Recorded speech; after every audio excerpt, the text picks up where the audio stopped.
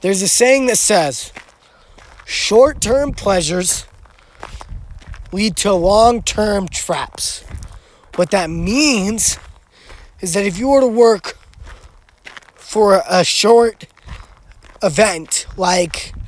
a bodybuilding event or a concert or go-karting, golfing, whatever it may be, that's a short thing that you can do, that'd be a short amount of time, that'd be like a day to a week, or even for a few hours to a week, which would be a short event, If you were to work really, really hard for a long period of time to go to this short amount of events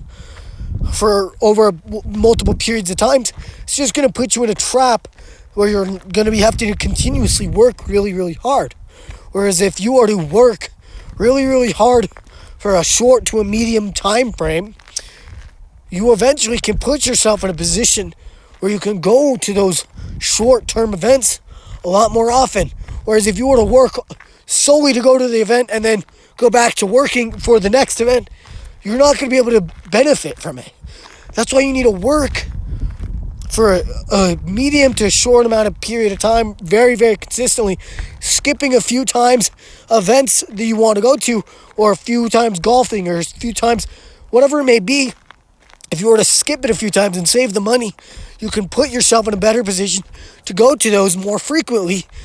while working less. For example, say you have an actual job and a side hustle like car detailing or window washing or door-to-door sales. If you were to work consistently on both for a short to a medium consistent amount of time, eventually you can save enough money by not going to the events. You can save enough money to then hire someone who can go and do the same amount of work you just did. And instead of you having to go do the work that you had been doing, you can go and take that money and go and work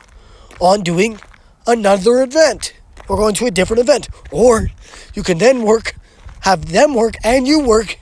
and then you can save more money so that you can get a second person hired or a third person hired. And then eventually you can be in a position where you don't have to do